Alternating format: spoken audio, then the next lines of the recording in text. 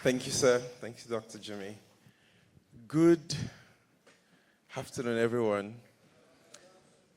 It's been a long day, right? But I hope it's value for time so far. Good. I can see my brother in the audience. Good to see you. All right. Before, this concept of performance is a very relative concept, right? If you're talking to somebody that loves cars, and you're talking about performance, they'll tell you a BMW, Mercedes are like high-performance cars, and then Toyota is changing the game now, but like Toyotas and Co are like just the irregular, right? If you're talking to athletes, you hear concepts around performance-enhancing drugs and all that, like just delivering. If you're talking to bankers and co, performance is, are you hitting your numbers? So it's a very vague word, but I want to make sure that before we go into what it takes to not just work and operate at a high performance, but the ability to be able to do it for long. We have lots of soccer fans. Some players come, they spike. I won't call names before I get into trouble with across the clubs, but they come 2-3 years and then they fade away. And then you have players like Modric, okay, I can call his name.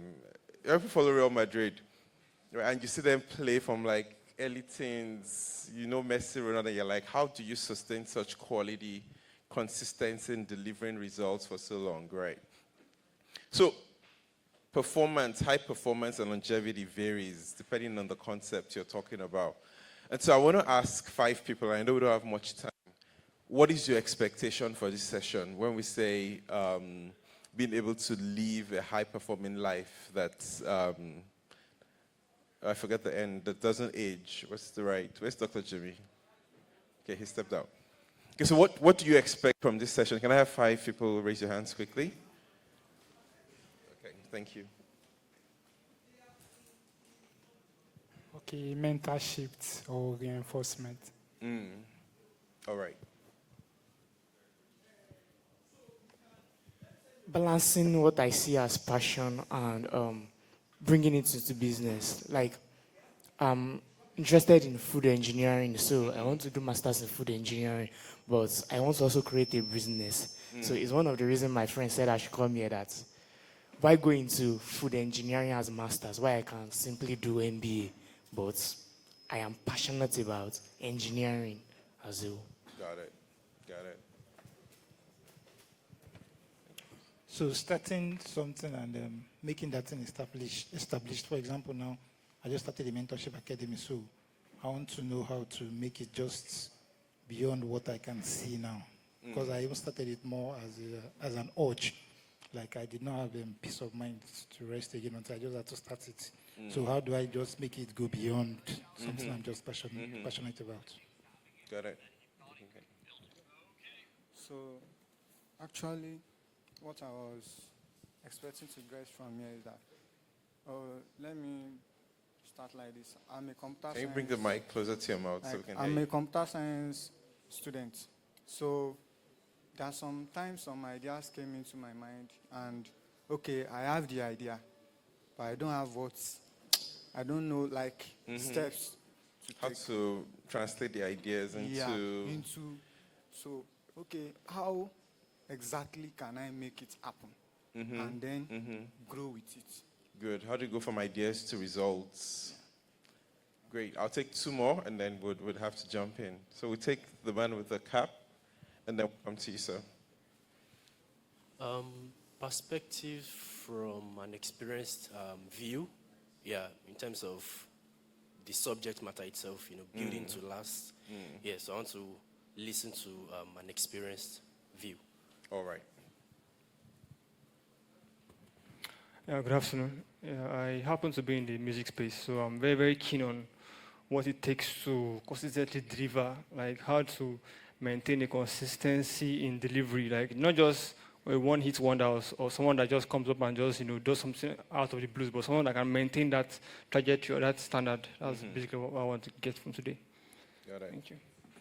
All right, thank you, sir. So for me, I haven't been in my space for like 5 years. I'm wanting to build to last. I want to like get an understanding of when I'm building, but that building is not to last, but just maybe maintaining, and to know when to either move or pivot away or completely abandon it to start something new and building to last, rather than just wasting time on one particular space. Got it. Okay. So this is the last question, and then we'll dive in. Like, I would like you to shed light on how can you build a business that will be a global one, like the man that was talking about the Roches family, that you can hand over to generation so they cannot die after your demise.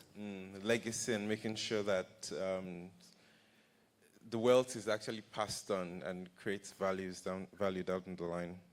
Great notes, very helpful context to know how we frame and shape today's session. All right, so let's move into it. So my first question is this. So before we talk about performing, what does it even mean to be a high-performing man? And who is telling us what?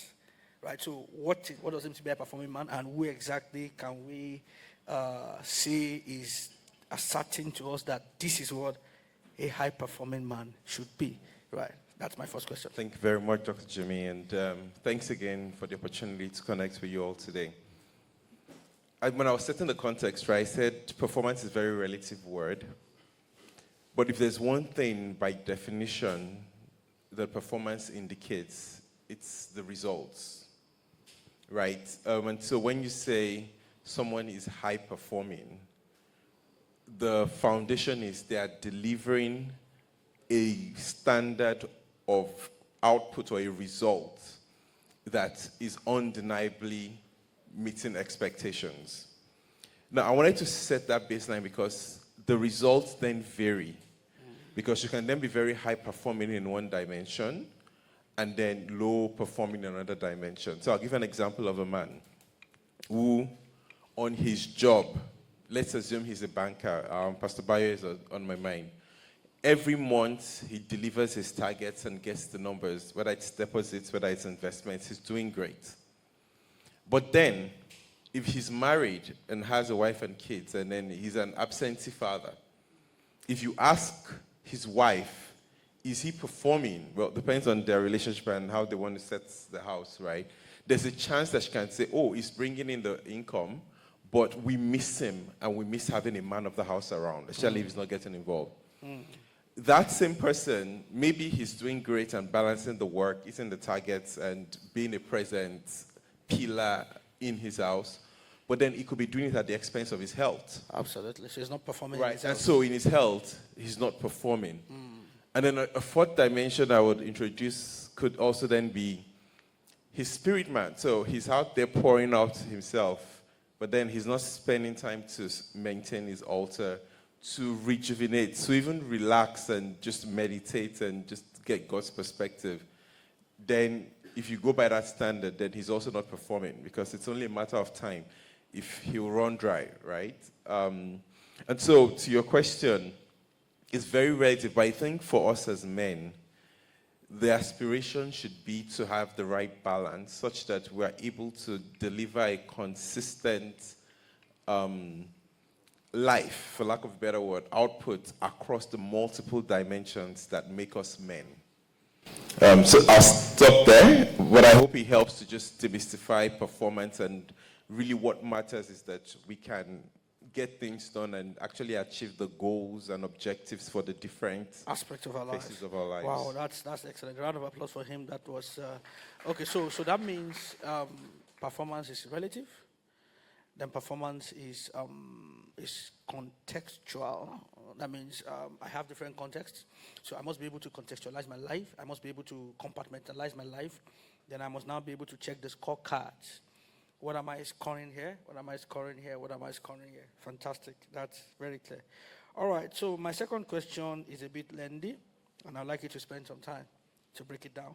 So I'll take a case study from the Bible for those of us that are Christians, and that's the story of Daniel. So Daniel was a young chap, far from home, in a system built against him.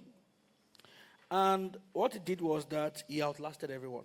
So, I mean, he gave us the typical portrait of a man that we're going to call a high-performing man. Now, what was it about him that made that possible? And then, where do you see that in the lives of me and you and every other common man? That is, I would like you to contextualize those principles, because those were principles from the Bible, and if you look at the time, that was many years ago. So I'd like you to bring it home, because so that we can all be able to relate with that example. Yeah. Yeah, thank you very much. You know, many people have characters that you love.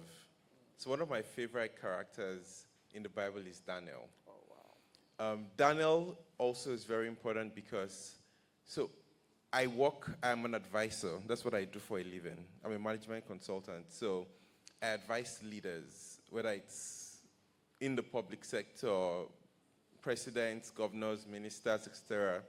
Advise CEOs of companies, whether it's banking, food and beverage, etc. So when I read my Bible, Daniel is somebody that I can relate to because he was an advisor. Or did you see him to anything else? All he did was advice, right? And so that's why he resonates with me.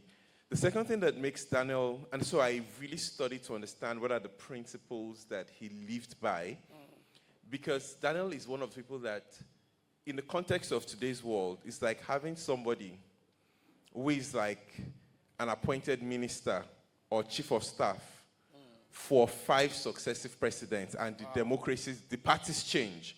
So imagine that. Being relevant. And you're still relevant in cabinet. So PDP is there, you are a minister. APC comes, you are a minister. Labour Party comes, you are a minister. In a hero, it means you're doing something.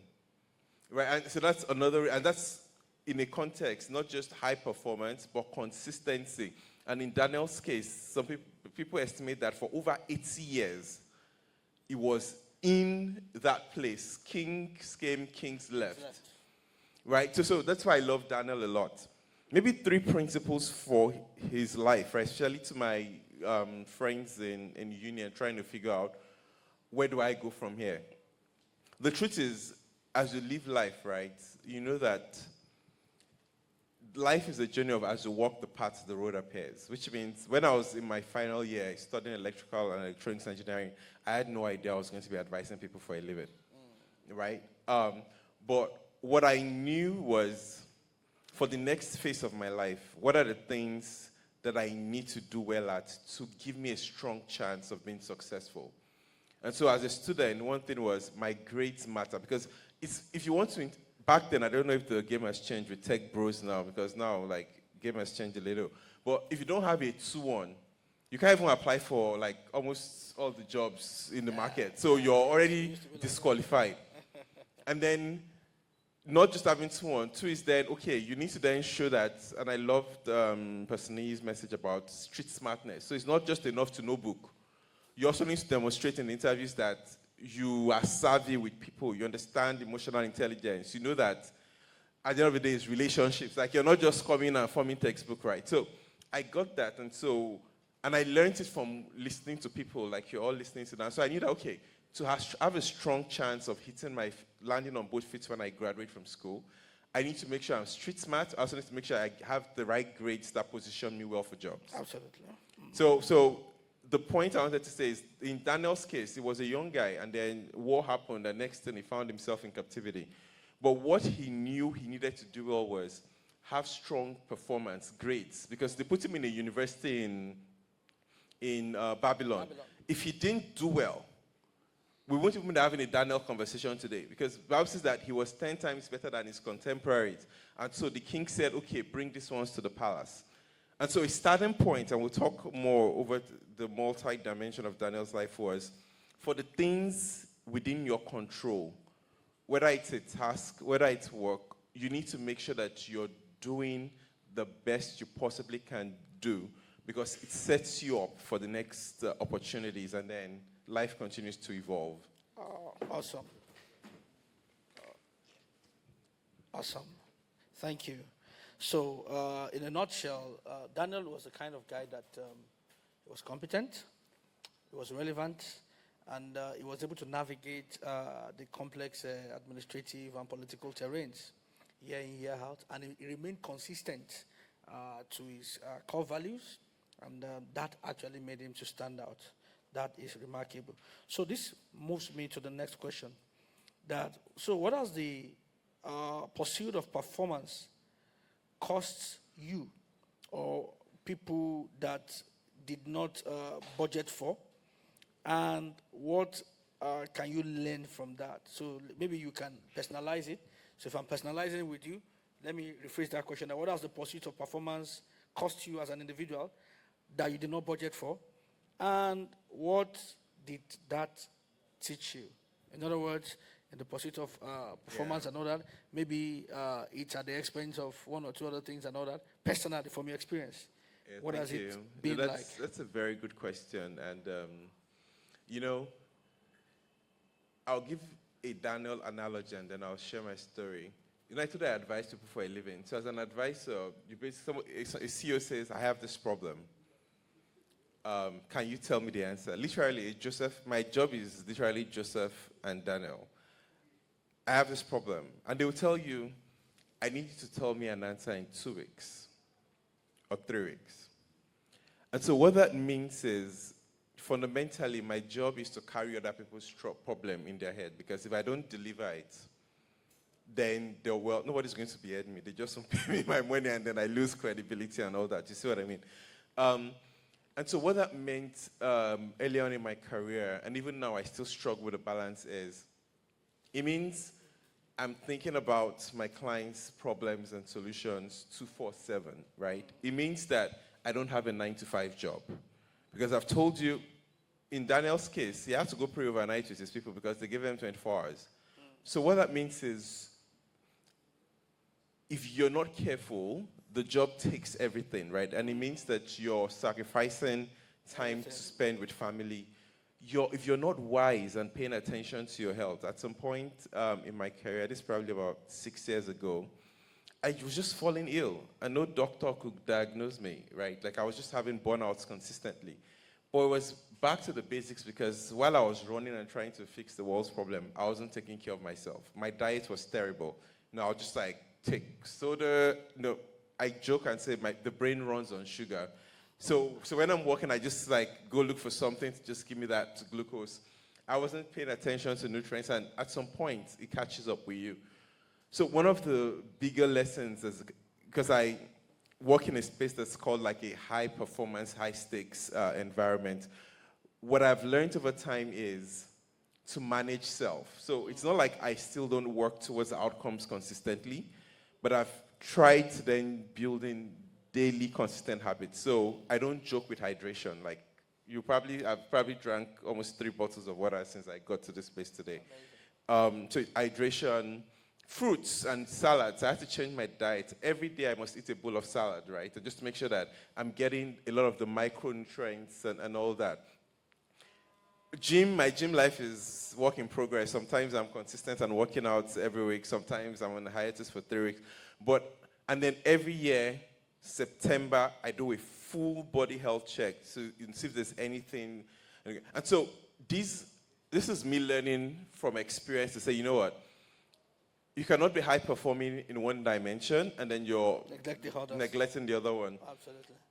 I'm also married and all, and so what I do to be very intentional about being present is, in fact, earlier in my marriage, my wife looked at me one day and she was like, dude, we can't continue like this.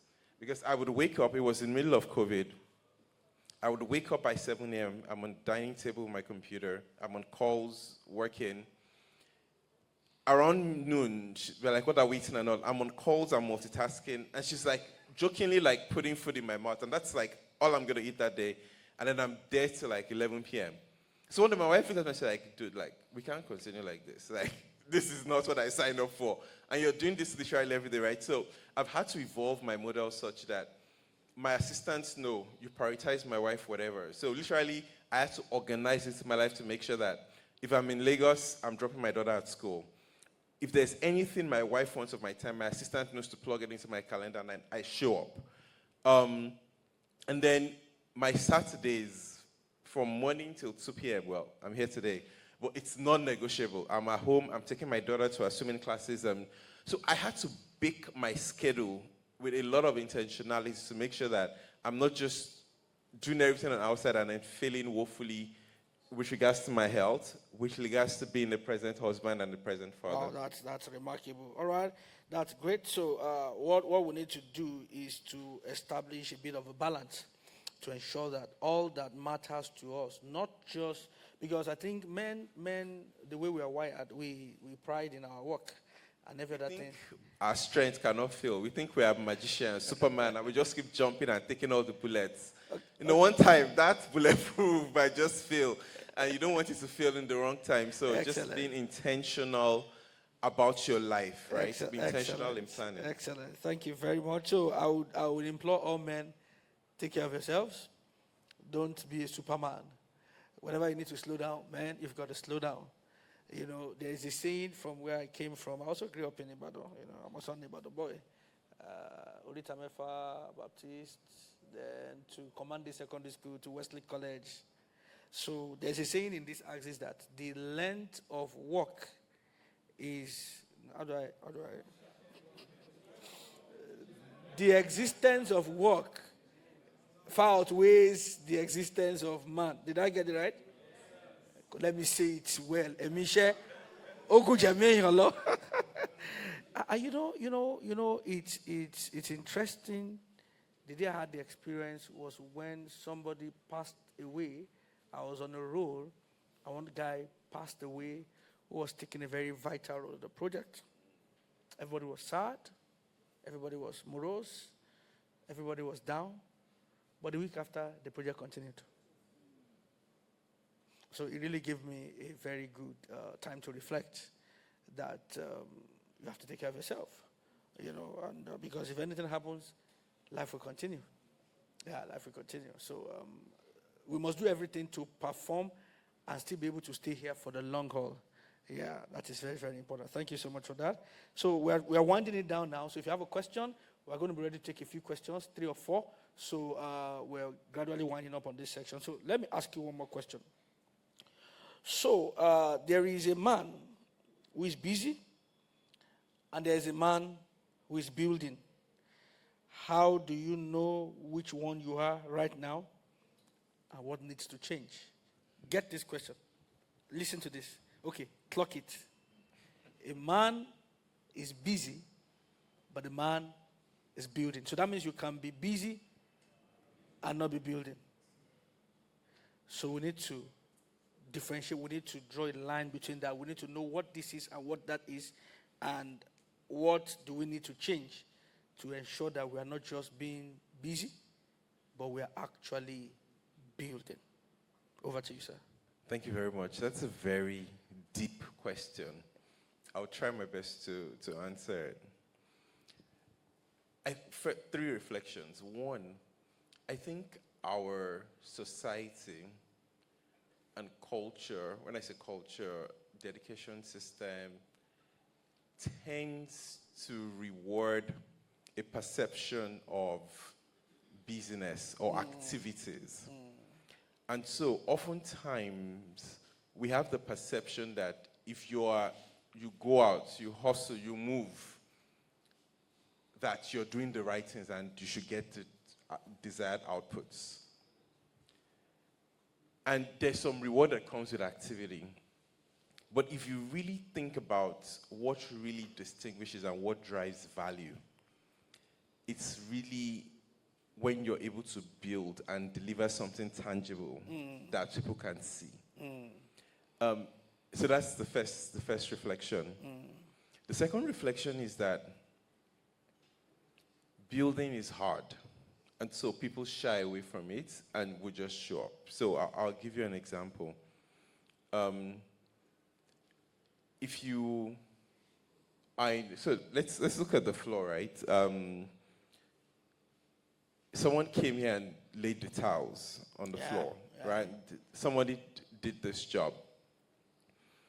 Now, oftentimes, there's someone just going to say, they need towels. Let me go there. I have the skill with lace, right? And you get paid. what makes you truly a builder is if you're able to take ownership. And your job is not just that you're laying tiles, but you want to make sure that, like, these tiles is the best laid tiles, right? Building shifts from I'm just doing a task or I'm just fulfilling a contract to basically putting your identity and stamping your personality to the works of your hands. Absolutely. And so when you are a builder, people don't think of your skill, they think of you as the skill. So I'm trying to remember the name of these guys in the Bible. When they were going to build the temple, God literally told them, go look for this guy because he's crafted in making the bronzes and all that. Now, if you do activities, they'll pay you because they're paying for your time. But if you are building, which means you take ownership of the thing to be done and you go above and beyond to get to make sure the thing actually serves the purpose, right, that it's meant for, then you're building. And what it means is that you're stamping your identity to it. And when people think about excellence, when people think about competence, it's your name that comes to mind first. And so that's my second reflection with regards to building and activity. The third reflection is, if you really want to be distinguished, if you really want to make money, men in the room, you cannot just be doing activities because they will catch you one day. People will readily give money and value when they know that you deliver. Does that make sense? You can get away with the first time, the second time, but because at the end of the day in business, people pay for you. At the beginning, they pay for your skills, though, like when you're it's like a pyramid in life. You start by learning the basic skills. After a while, you grow the skills, then you start coaching other people to learn the skill and you're managing them. Then after a while, you're now leading teams. And then the higher you go, it's less technical. It's really about your ability to deliver tangible results and outcomes in complex systems and all.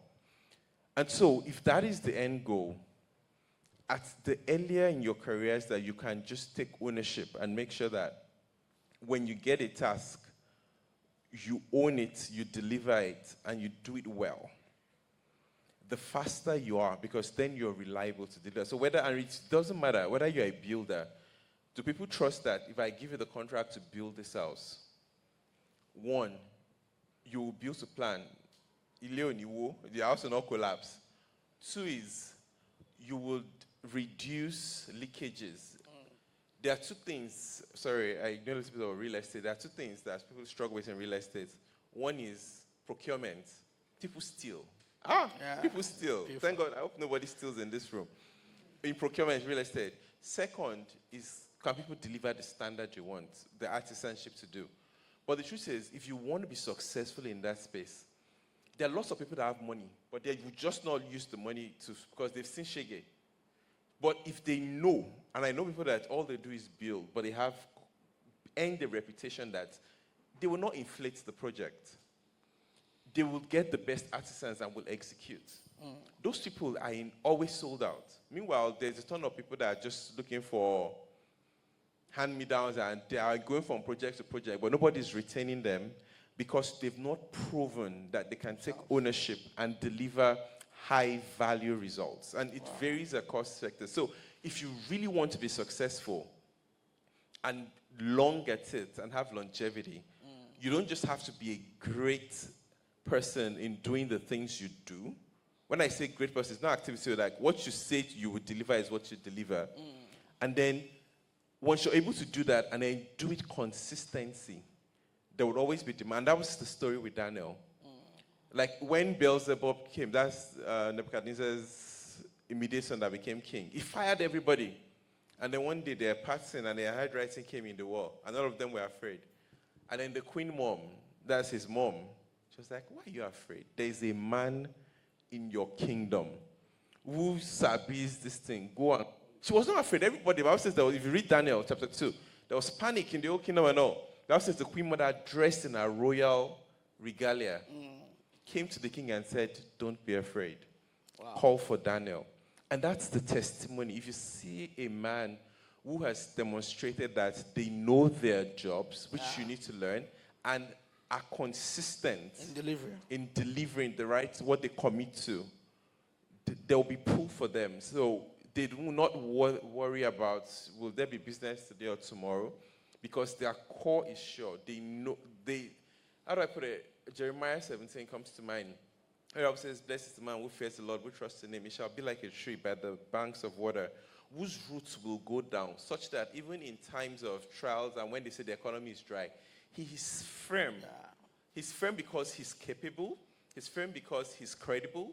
He's firm also because there's a long list of testimonials that show that he will do and deliver whatever he commits to. Absolutely. Yeah. Wow, that's deep. Please put your hands together for him.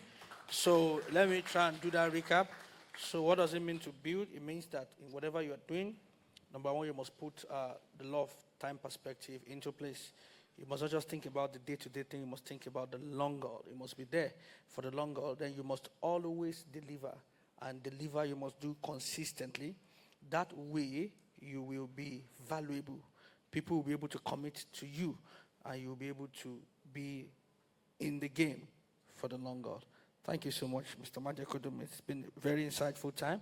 So I'd like to take one reflection before we go to the audience, and this came to me, so I believe God wants someone to be aware. There's lots of young people in this room. Wealth from get-rich-quick schemes very quickly disappear.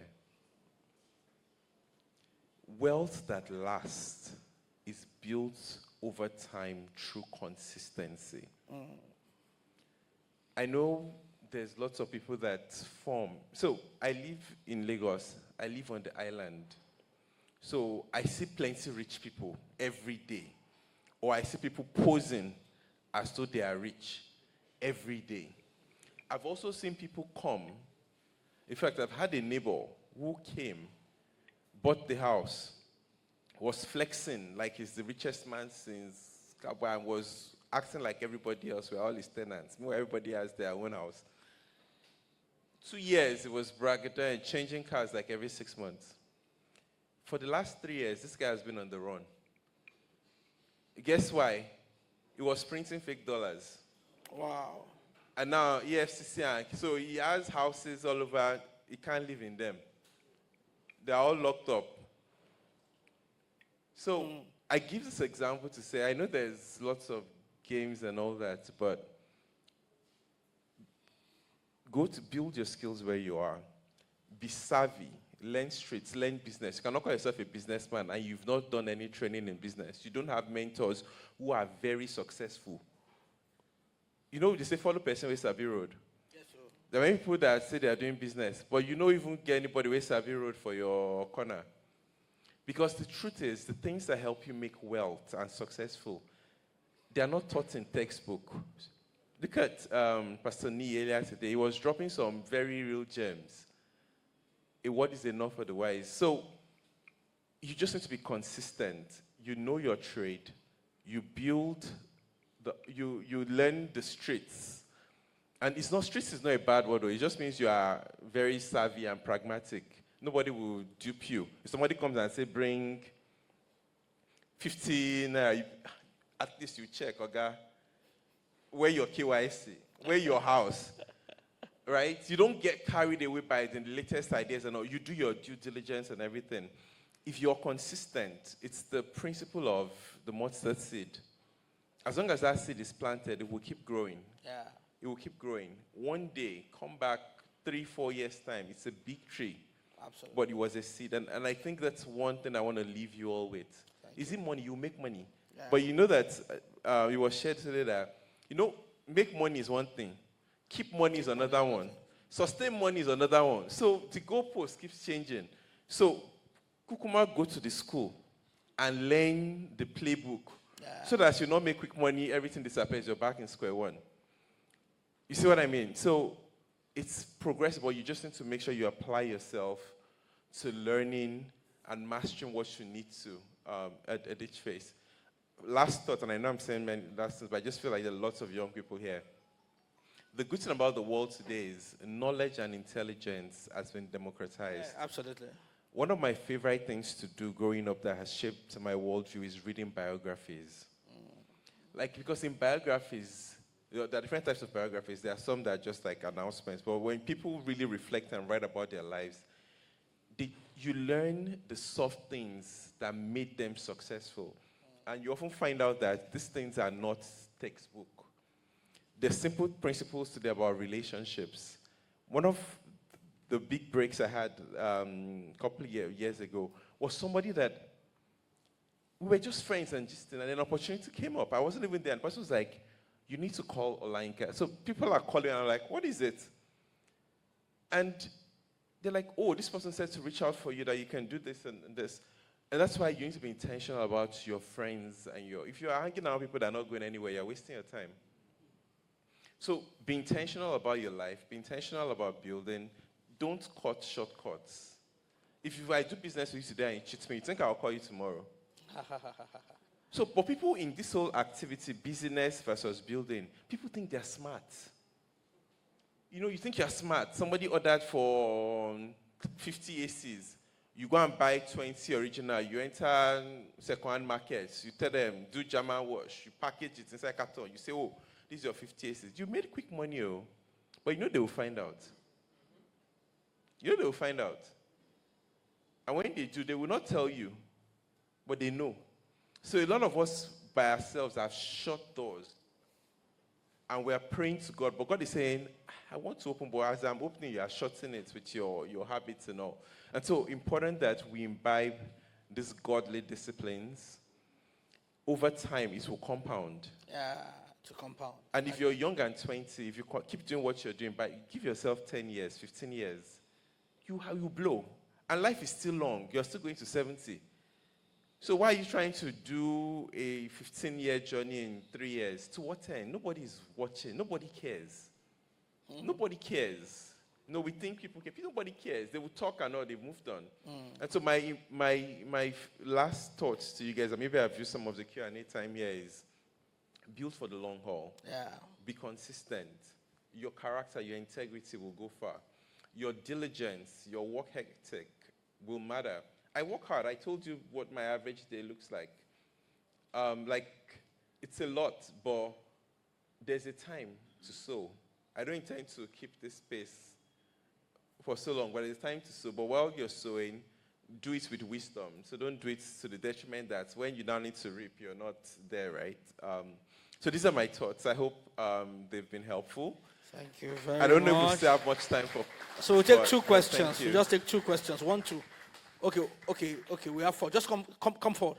The 4. Just come forward. It's very fast. You just take them. You just answer them as a straight. Just come forward. Just step forward. 4 people can get them right. Yeah. So. Praise the Lord.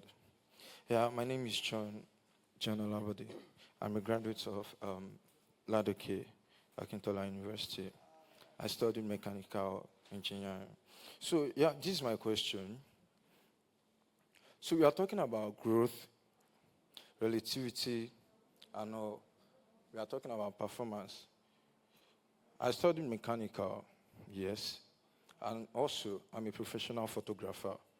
So at the end of this, my studying and all, I realized that the system I have is not like all this high performing, And looking at it also, I didn't come from a place where there is money and all. Then I look at it also, where I grew up from, is not a place that you have access at all.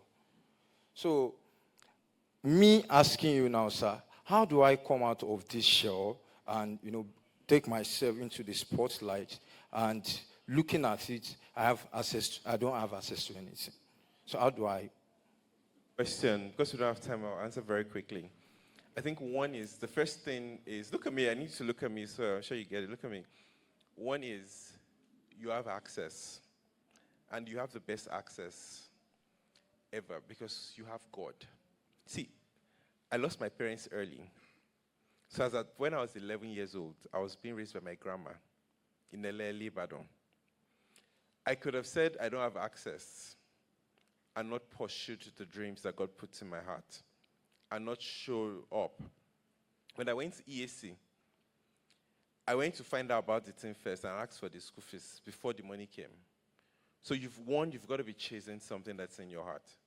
2, if you're a believer and you pray, it's not prayer, it's a conversation. It takes a while and you hear clearly, but when you pray, God answers prayers and He sends men. But you need to be perceptive to know when those opportunities arise. I give my testimony about my MBA scholarship and all. If I did not drive to the Lagos Business School, I wouldn't know they are offering scholarship. If I did not go talk to people to start finding money. So there's something about you pray for the dream. Second is you demonstrate your faith by starting to act and run. So in your case, you study mechanical engineering. It's a great career. I don't know your grades, but it can get you anywhere globally because it's the same degree. You have photography. I have colleagues that we did MBA together who are professional photographers and are multi-millionaires. So you have your everything you need to be successful. That's the point I'm making to you. So what I need you to change is your mindset. One is you go to God and say, God, I might not know the CEO, but I know you. And you know everybody. So open the doors for me. 2 is you continue to perfect your craft. One thing that works is you need to read about what are the 10 most successful photographers in Nigeria. How do they make money? What about their craft distinguishes them? You need to know. And if you're not curious about it, you won't go find the information. Information might be as simple as a simple chat on ChatGPT and say, hey, these are the top 5 photographers in Nigeria today or in the world today. What's their operating model? What's their success story? Curiosity. You should be curious. You need energy. Nobody's going to give you money. Is there, they say Iraqos, there's no free lunch. Nobody's going to give you money. Even in Freetown. But if you go to war, what gave David confidence to face Goliath? He said, I have seen lion. I have shot, I have killed lion. I saw bear, I killed bear. You two, you are just a big something. My thing. So what are the lions you've killed? You say you don't know people. One of my big breaks when I went into real estate was somebody I used to decorate at church. I used to do event decoration. I used to decorate at church. After a while, I became reliable, so she would always call me if there's any event. In fact, she became my chief marketer. And then one day, when I'm doing my real estate hustle and all, and everybody's saying no to me, and I know because she likes me, anytime I'm hungry and I don't have money, I'll go and greet her, she'll feed me. So we were on the dining table, and I was talking to her, and I was telling her what I'd been up to. And she was like, have you spoken to Daddy? That's her husband. That was the solution, literally. That was it. So my feedback to you is, get out of the idea of I don't have anybody. You have God. 2 is you have to be hungry. Hunger will make you seek knowledge, will make you seek insight, and go after. And 3, you have to be bold. You heard me talking about, when they were calling money, I saw people were like, wait, see, if you hear people call, you have to be comfortable. If I call you now, you want to go and charge somebody 2 million naira, but you kind of, good afternoon, sir. Your money is 2 million. Shall son? Abishekin Bewale. Oh, it's a sister of one pay. So you also need to be courageous. The Bible says that the righteous is as bold as a lion. Nobody's going to give you free money. So anyways, we can't do questions again, but I hope these gems were helpful. So this is what we're going to do. Can you drop your questions? Let me give you my phone number. Drop your questions, right? I'm going to send them to him. Then you try and see what you can do, answer. So you meet me for the answer. So we're going to deploy question as a service, right? The client is the server. Is that okay? All right, so take my contact.